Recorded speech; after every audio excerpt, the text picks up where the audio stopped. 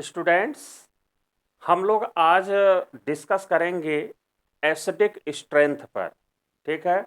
Acidic strength है क्या चीज़, इसके बारे में हम लोग समझें कि क्या है ये। जैसे एसिडिक स्ट्रेंथ का मतलब ये है, जैसे कि ये मान लीजिए कि ए है, ठीक, और यहाँ पर एच लगा हुआ है, ए से एच लगा है। तो अब यहाँ ए को हम क्या मान रहे हैं, ये मान रहे हैं कि मोर इलेक्ट्रोनिगेटिव एटम है, मोर इलेक्ट्रोनिगेटिव एटम है। तो ए आपका अगर मोर इलेक्ट्रोनिगेटिव एटम है और उससे डायरेक्ट एच लगा है, तो जनरली ये जो हाइड्रोजन होता है वो एसिडिक हाइड्रोजन होता है। ये बात समझ में आया होगा कि ये हाइड्रोजन जो होगा एसिडिक होगा। अब क्यों होगा? क्योंकि मोर इलेक्ट्रोनिगेटिव एटम का काम क्या है, वो अपनी तरफ शेयर्ड पेयर्ड इलेक्ट्रॉन को खींचते हैं।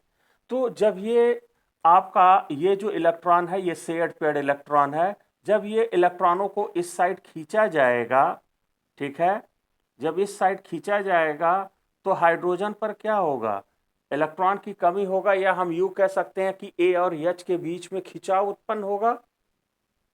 तो मान लीजिए कि एक इलेक्ट्रॉन हाइड्रोजन का खींच रहा है, तो खींचेगा तो क्या होगा, ये बॉन्ड टूटेगा और ये H प्लस के रूप में सॉल्यूशन में जाएगा।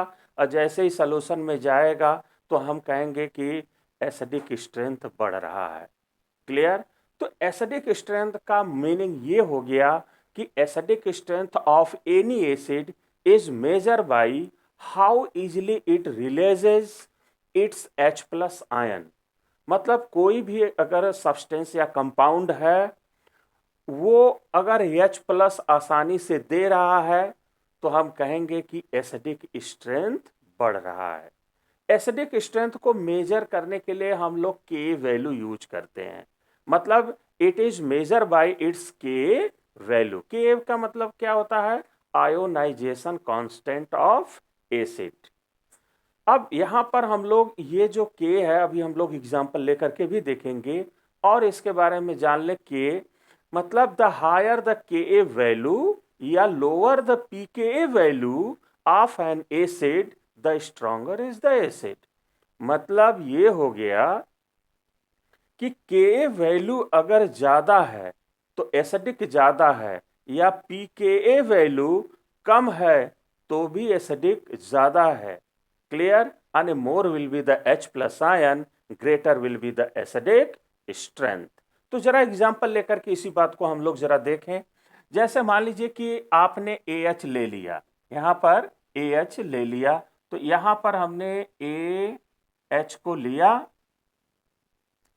और यहां पर जब ये AH आप टूटता है तो हम लोग देखते हैं कि A माइनस बनता है और H प्लस बाहर निकल जाता है। यही H प्लस सोल्यूशन में जब जाता है तो एसिडिक स्ट्रेंथ बढ़ता है। क्लियर?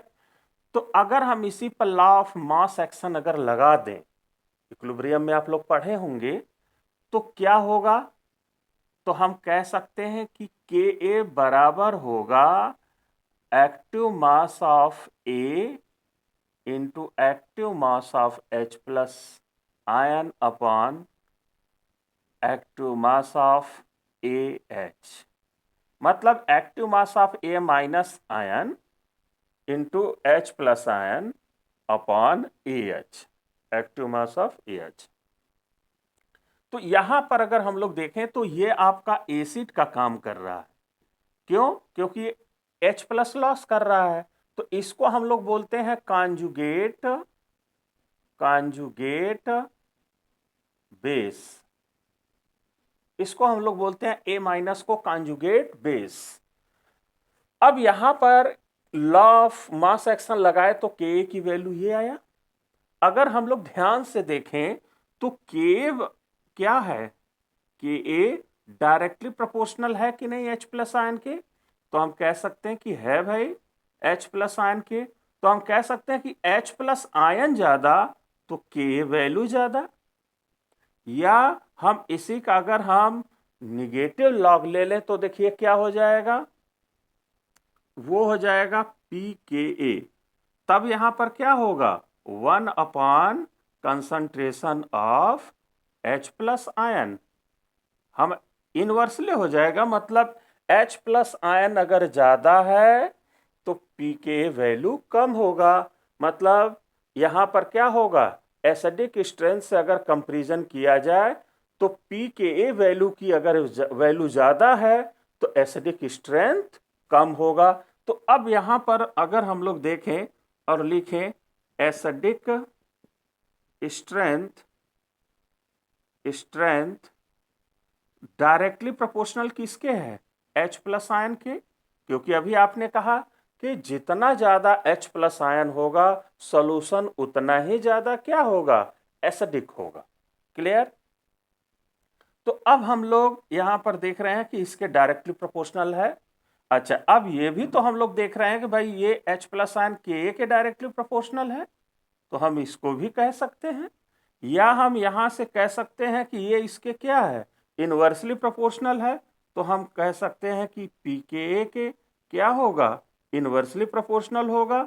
अच्छा, अब ये अगर ध्यान से अगर हम लोग देखें कि ये H प्लस, ये जो एसिड है, ये H प्लस कब जल्दी निकालेगा, बात यहां पर अगर ये करें तो यहां पर ये AH यानी कि एसिड H प्लस तभी फास्ट निकालेगा जब इसकी स्टेबिलिटी क्या हो, ज्यादा हो। आया बात समझ में। जब इसकी स्टेबिलिटी ज्यादा होगा तो भाई इसको निकाल देगा कि भाई जाओ हम तो स्टेबल हो ही रहे हैं, तो क्या करेगा, H प्लस निकाल देगा। तो हम यहां पर यह भी कह सकते हैं कि acidic strength is directly proportional to stability of A minus, directly proportional to stability of A minus. A minus का मतलब कॉन्जुगेट बेस। या हम और भी कह सकते हैं कि ये जितना आसानी से H प्लस निकालेगा उतना ही ज्यादा एसिडिक होगा, तो हम कह सकते हैं कि the easy formation of an ion. ये भी तो बात कह सकते हैं कि ये हो जाएगा directly proportional the easy ions. ठीक है, इसका मतलब ये हो गया कि easy formation of an ion, भाई ये जितना आसानी से बनेगा उतना ही तो जल्दी से H प्लस निकलेगा, तो हम कहेंगे कि एसिडिक स्ट्रेंथ ज्यादा होगा। या donating power of H plus ion, कोई एसिड कितना आसानी से H प्लस आयन को निकाल रहा है, अगर आसानी से निकाल रहा है तो एसिडिक स्ट्रेंथ ज्यादा होगा। तो ये रिलेशन हम लोग याद रखेंगे, एसिडिक स्ट्रेंथ। अब यहां पर जो अभी आपने छोटा छोटा पॉइंट बोला वो सारा पॉइंट हम यहां लिख देते हैं एक बार, और उसको आप अपने दिमाग में बैठा करके रखेंगे। जैसे द एसिडिक स्ट्रेंथ, जैसे यहां पर फर्स्ट पॉइंट ले लें, the acidic strength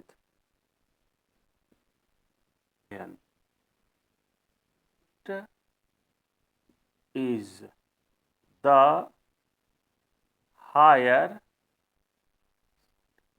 or will be acidic strength। अब यहां पर हम लोग वही जो हमने बोला वही बात हम यहां पर लिख दिए हैं।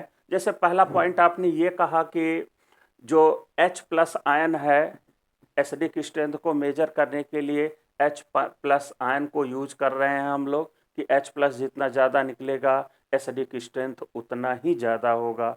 ये बात क्लियर हो गया। फिर आपने कहा कि ये Ka वैल्यू से मेजर कर सकते हैं हम लोग, अनइक्विलिब्रियम कांस्टेंट से कर सकते हैं। तीसरा आपने कहा कि अगर Ka की वैल्यू ज़्यादा या pKa की वैल्यू कम तो एसिडिक स्ट्रेंथ ज़्यादा। और यहाँ पर आपने कहा जितना ज़्यादा H प्लस आयन उतना ज़्यादा एसिडिक स्ट्रेंथ। अब आगे हम लोग बढ़ते हैं affecting factors of acidic strength.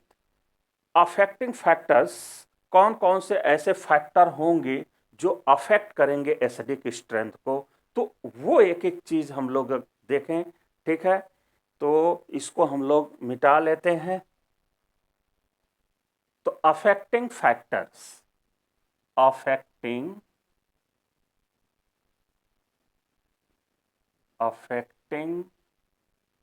Factors of acidic strength. तो affecting factors of acidic strength हम लोग अगर देखें कौन कौन से फैक्टर होंगे जो अफेक्ट करेंगे, तो पहला तो होगा क्या, इंडक्टिव इफेक्ट। क्या होगा भाई, inductive effect, resonance, electronegativity, percentage of S character, atomic size of the element, oxidation of central atom, ortho effect,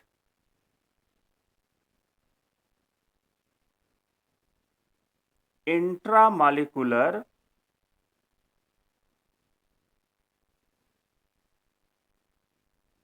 hydrogen bonding,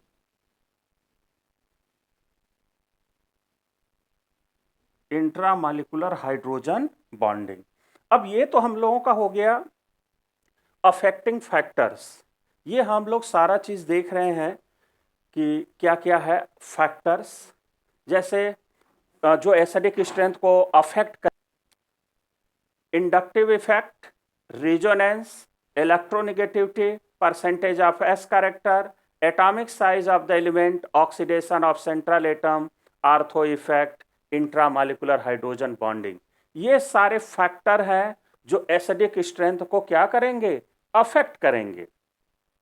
लेकिन ये सारे जो फैक्टर्स हम लोग देख रहे हैं वो कैसे अफेक्ट करेंगे, कैसे हम लोग लगाएंगे, किसमें कौन बढ़ाएगा कौन घटाएगा, अब हम लोग इसको देखते हैं।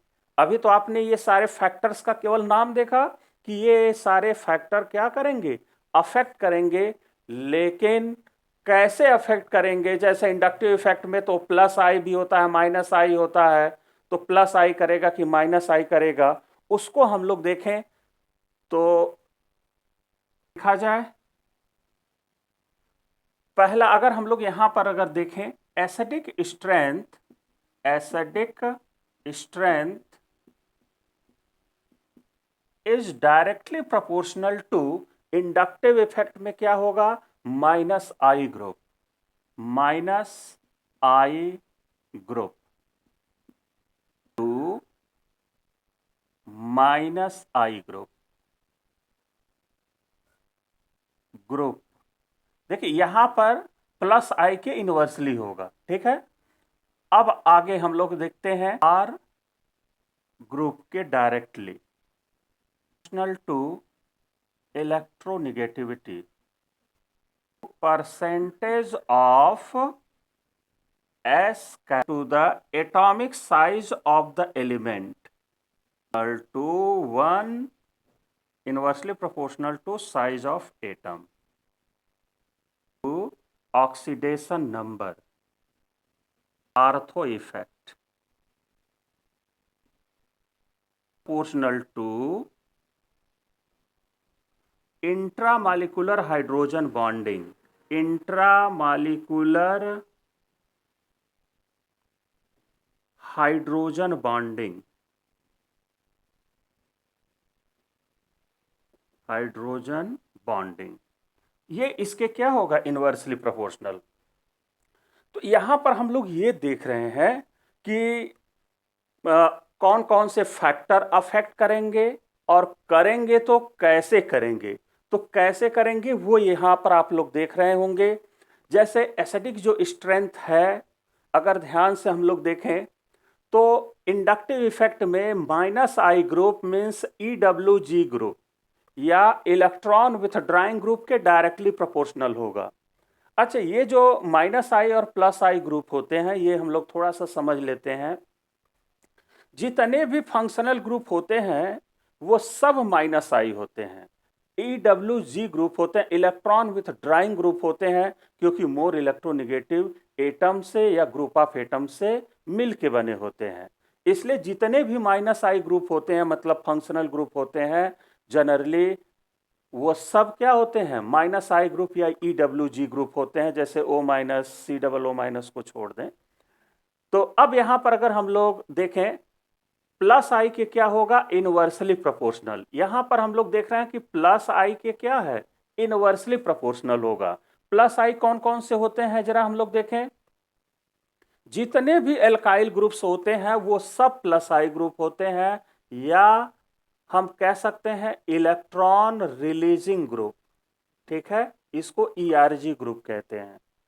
तो जितने भी एल्काइल ग्रुप्स होते हैं वो सब प्लस आई या ईआरजी ग्रुप होते हैं। जैसे एग्जाम्पल में क्या हम लोग ले सकते हैं, जैसे हम कह सकते हैं कि CH3 हो गया, C2H5 हो गया, मतलब methyl, ethyl, propyl, butyl, pentyl, है ना, आइसोप्रोपाइल, नियो ब्यूटाइल, ये सब जो होंगे वो सब आने की टर्शियरी जो ब्यूटाइल होगा ये भी आप क्या होगा, सब प्लस आई ग्रुप में आएंगे। जितने भी एल्काइल ग्रुप्स होंगे तो वो सब आपके जब ईआरजी ग्रुप होंगे, इसका मतलब है कि इलेक्ट्रॉन रिलीज करेंगे।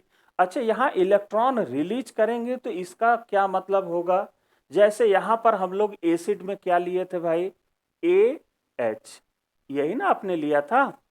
तो अब यहां अगर ध्यान से हम लोग अगर देखें कि अगर हम यहां पर मान लीजिए कि कोई ए से और एटम कुछ लगा है, तो ठीक, अगर हम ए को इलेक्ट्रॉन देंगे, ठीक, तो ए पर इलेक्ट्रॉन की डेंसिटी बढ़ेगा। तो एक पर इलेक्ट्रॉन की डेंसिटी बढ़ेगा तो क्या होगा, तब ये हाइड्रोजन के इस इलेक्ट्रॉन को ए नहीं खींचेगा, और जब नहीं खींचेगा तो ए और एच के बीच में टेंशन नहीं डेवलप होगा, तो ये बॉन्ड नहीं टूटेगा। मतलब ये जब नहीं टूटेगा तो H प्लस सोल्यूशन में नहीं जाएगा, तो मतलब एसिडिक स्ट्रेंथ नहीं बढ़ेगा। ये प्लस आई का काम है। ये अगर इलेक्ट्रॉन दिया तो एसिडिक स्ट्रेंथ को क्या करेगा, घटा देगा। लेकिन ऊपर अगर हम लोग देखें माइनस आई होता तो क्या होता, ये अगर इससे हम माइनस आई लगाए होते तो ये इलेक्ट्रॉनों को क्या करता, ए के इलेक्ट्रॉन को खींचता। तो ए पर इलेक्ट्रॉन की कमी होता तो ये क्या करता, ये जो शेयर्ड पेयर्ड इलेक्ट्रॉन है, जैसे यहां हाइड्रोजन का यहां ए का है, तो अपना तो इसके पास ही रहेगा। तो ये क्या करता, हाइड्रोजन के इस इलेक्ट्रॉन को ए क्या करता, खींचने लगता। जब ये ए खींचेगा एच के इलेक्ट्रॉन को, तो ए और एच के बीच में फिर टेंशन डेवलप होगा, बॉन्ड टूटेगा, और एसिडिक स्ट्रेंथ अब क्या करेगा, बढ़ जाएगा। आया बात समझ में। अब ऐसे ही यहां पर अगर हम लोग देखें कि माइनस आर ग्रुप के डायरेक्टली प्रोपोर्शनल है। माइनस आर ग्रुप कौन कौन से होते हैं, जैसे अगर हम लोग देखें, जैसे NO2 ले लें, ये माइनस आर ग्रुप होगा, ठीक है, या CHO ग्रुप है, COX ग्रुप है, ये सब क्या है, माइनस आर ग्रुप। मतलब यहां माइनस आर ग्रुप अगर होगा तो इलेक्ट्रॉनों को खींचेंगे, एसिडिक स्ट्रेंथ बढ़ेगा। जैसे मान लीजिए हम एक एग्जांपल लेके यहां पर देखते हैं, जैसे मान लो कि यहां पर कोई फिनॉल है, ठीक, ये फिनॉल है और यहां पर O है और H है। अब यहां O एटम का मतलब है कि A हो गया यहां, ठीक है। अब बाकी इससे आगे हमने जोड़ने की बात जो कहा वो सब ये है। तो यहां पर हमने ले लिया फिनॉल, क्लियर भाई, बॉन्ड तो यही टूटेगा, यही टूट करके H प्लस सोल्यूशन में जाएगा, एसिडिक स्ट्रेंथ बढ़ेगा, और जितना आसानी से टूटेगा उतना ही ज्यादा एसिडिक होगा। तो अब हमने कहा कि माइनस आर ग्रुप लगा हो तो एसिडिक स्ट्रेंथ बढ़ जाएगा। अब जैसे मान लीजिए कि हम आर्थो पर लगा दिए ये माइनस आर ग्रुप, अब यहां पर अगर ये लग गया तो देखिए ये कैसे बढ़ा रहा है, ये आर्थो पर लगा है तो ये अपना इलेक्ट्रॉन इसको देगा तो यहां आएगा प्लस, तो अब ये तुरंत इलेक्ट्रॉन इसको देगा तो ये प्लस यहां का खत्म होकर यहां अब आ जाएगा। और फिर क्या होगा कि ये कार्बन अपना ये वाला इलेक्ट्रॉन इसको देगा, मतलब ये बॉन्ड ऐसे शिफ्ट होगा, तो अब ये प्लस, अब ये प्लस खत्म हो जाएगा, अब यहां चार्ज डेवलप हो जाएगा। फिर ये क्या करेगा, ये इसको देगा तो प्लस चार्ज यहां आ जाएगा। अब प्लस चार्ज यहां पर आने का मतलब ये हो गया कि ऑक्सीजन के पास तो आप समझ रहे होंगे कि 4 इलेक्ट्रॉन मीन्स 2 लोन पेयर है। तो अब ये लोन पेयर क्या करेगा, ये कार्बन इसके लोन पेयर को खींचेगा, तो लोन ऑक्सीजन अपना लोन पेयर इसको देगा और बॉन्ड बना लेगा। तो इसका मतलब क्या है, ऑक्सीजन पर इलेक्ट्रॉन की कमी हो जाएगा। जैसे अब ये बॉन्ड अगर इधर शिफ्ट कर जाएगा तो यहाँ डबल बॉन्ड होगा, इस पर प्लस आ जाएगा, और प्लस साइन क्या शो कर रहा है कि ऑक्सीजन पर इलेक्ट्रॉन की कमी हो गया, तो ऑक्सीजन तेजी से खींचेगा H का इलेक्ट्रॉन हाइड्रोजन का, तो ये बॉन्ड टूटेगा और एसिडिक स्ट्रेंथ बढ़ा देगा। तो ये रिजोनेंस के द्वारा क्या कर रहा है, यहां पर पॉजिटिव चार्ज क्रिएट कर रहा है, और इसका मतलब है कि ये इस एटम का, इसको की एटम कहते हैं, की एटम का इलेक्ट्रॉन खींच रहा है ये ग्रुप रिजोनेंस के द्वारा। तो अब यहां पर -R ग्रुप के द्वारा क्या हो रहा है, एसिडिक स्ट्रेंथ बढ़ रहा है। अगर हम इसी को मेटा पर अगर हम जोड़ दें तो देखिए क्या होगा, जरा हम तीनों जगह जोड़ करके देख लेते हैं, देखने में क्या जाता है। तो अब यहां पर मेटा पर हम लोग जोड़ के देखें। अब जैसे मान लीजिए कि ये है फिनाइल, यानी कि फिनॉल है, बेंजीन हमने जोड़ दिया। अब यहां पर हमने NO2 ग्रुप जोड़ दिया, यही -R ग्रुप। अब देखिए ये इलेक्ट्रॉन इसको दिया तो ये इसको दिया, प्लस यहां पर तो ये इसको दिया, प्लस चार्ज यहां पर आ गया। क्लियर भाई, प्लस चार्ज यहां पर आ गया, यहां पर। अब ये इसको दे देगा प्लस चार्ज यहां पर, फिर ये वापस इसको देगा, फिर ये उल्टा शिफ्ट कर जाएगा। तो क्या यहां पर प्लस चार्ज आया, तो हम कह सकते हैं कि यहां तो नहीं आया, तो ऑक्सीजन के लोन पेयर को नहीं खींचा जाएगा। इसका मतलब है कि मेटा पर अगर कोई ग्रुप जुड़ा है तो वहां पर, चाहे यहां पर देखिए +R हो चाहे -R हो, कोई ग्रुप हो, रिजोनेंस का कोई इफेक्ट मेटा पर नहीं होगा। क्लियर। अब यहां पर हमने कहां पर जोड़ दिया, मेटा पर। जरा ये पैरा पर जोड़ करके जरा देखें कि क्या इफेक्ट होता है। तो अब यहां पर अगर हम इसको जोड़ दें तो देखिए क्या होगा। अब यहां पर देखिए जोड़ रहे हैं NO2 -R ग्रुप, ठीक है। अब देखिए ये इसका इफेक्ट हम यहां पर देख रहे हैं कि हो रहा है कि नहीं, इलेक्ट्रॉन खींच रहा है कि नहीं, खींचेगा तो एसिडिक स्ट्रेंथ बढ़ेगा। तो अब यहां पर ये इसको देगा, ये इसको दे देगा, ये इसको देगा, अब सीधे प्लस यहां चार्ज हो गया। इसका मतलब है कि पैरा पर अगर हम जोड़ दें -R ग्रुप तो भी ये क्या करेगा, इलेक्ट्रॉन को खींचेगा, ऑक्सीजन के इलेक्ट्रॉन को खींचेगा, तो ऑक्सीजन इसका खींचेगा, एसिडिक स्ट्रेंथ बढ़ जाएगा। ये बात समझ में आया। चलिए अब यहां पर क्लियर हो गया कि -R ग्रुप आर्थो और पैरा पर जोड़ेंगे तो इफेक्ट होगा, मेटा पर जोड़ेंगे तो कोई इफेक्ट नहीं होगा। अब ऐसे ही +R की बात कर लें, अगर कोई +R ग्रुप जोड़ दें, ठीक है, तो +R ग्रुप जोड़ने से क्या होगा, वो इलेक्ट्रॉन को क्या करेगा, रिलीज करेगा। और जब इलेक्ट्रॉनों को रिलीज करेगा तो देखिए क्या होगा। अब जैसे यहां पर देखा जाए कि प्लस R हम लोग जोड़ रहे हैं अब इसी से, देखिए अब ये है कॉन्जुगेटेड सिस्टम, इसी कॉन्जुगेटेड सिस्टम से अब हम +R जोड़ रहे हैं आर्थो पर, OCH3 ले लेते हैं, इसके पास लोन पेयर है ना। तो अब ये अपना लोन पेयर इसको देगा, तो ये इसको देगा, है ना। तो अब देखिए ये इसको दिया तो निगेटिव चार्ज पहले इस पर आया, ठीक, फिर ये इसको देगा, तो ये ध्यान दे कि एक साथ हम दिखा रहे हैं भाई। देखिए यहां पर ये इसको दिया तो ये इसको दिया, निगेटिव चार्ज होगा। अब ये इसको देगा तो ये क्या करेगा, इसको दे देगा, इसको देगा, पहले निगेटिव चार्ज होगा, फिर इसको देगा तो ये इसको दे देगा, ठीक है। तो एक साथ अगर दिखाएं तो निगेटिव चार्ज यहां डेवलप हुआ, एक यहां हुआ, और फिर यहां हुआ, अल्टरनेट, ठीक है।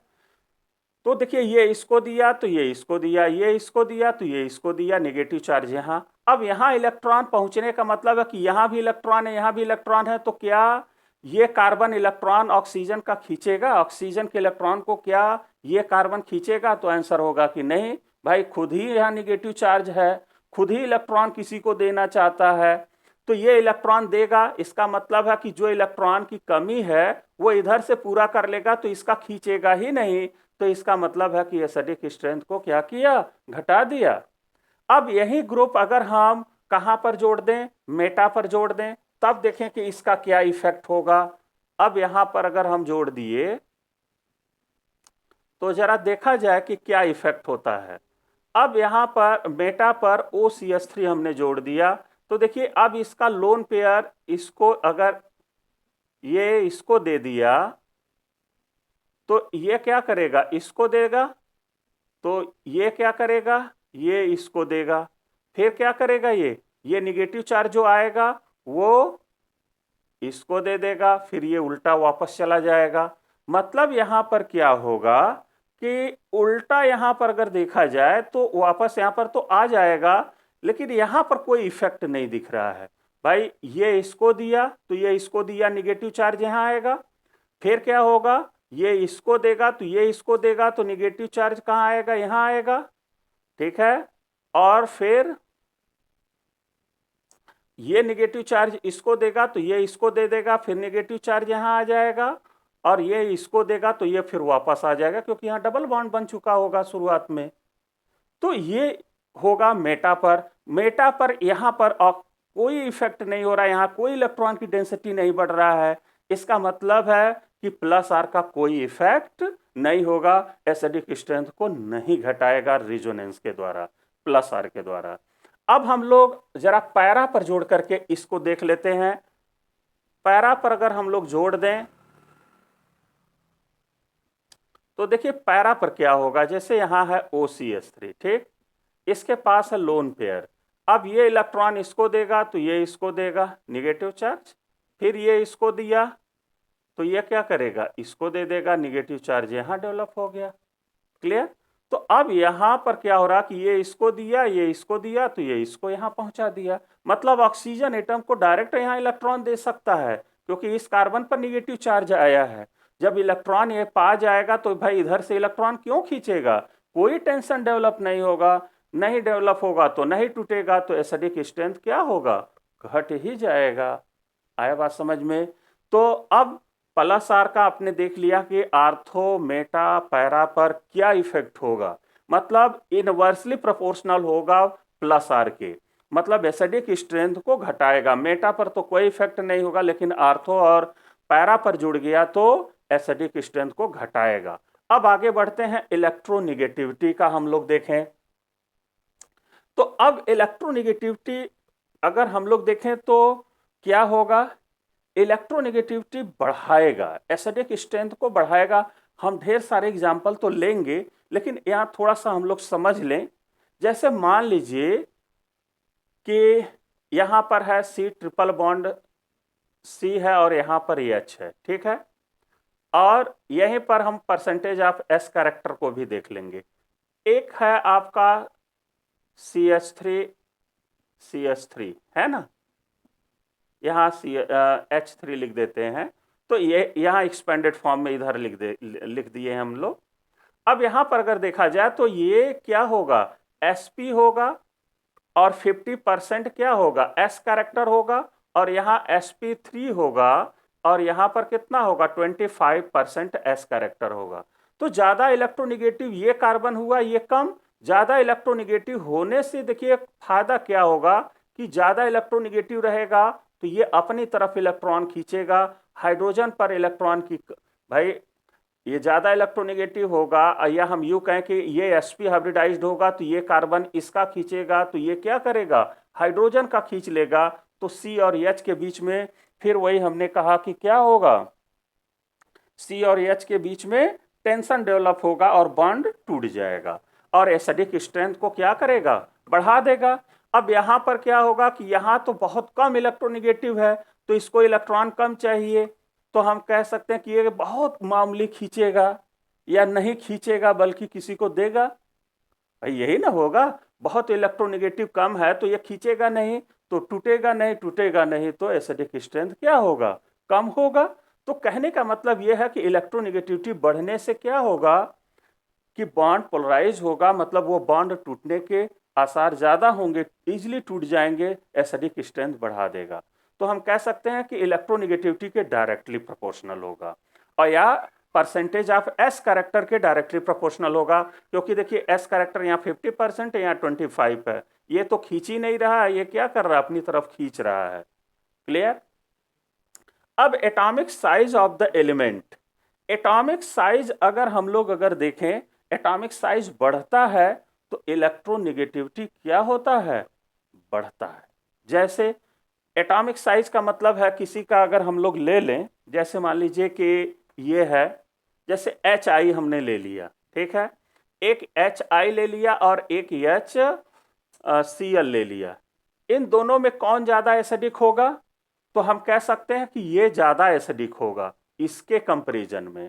क्यों? क्योंकि आयोडीन का साइज बहुत बड़ा है और इससे एच लगा है, ये एच है, और यहां पर एच ये है और सीएल का साइज क्या है?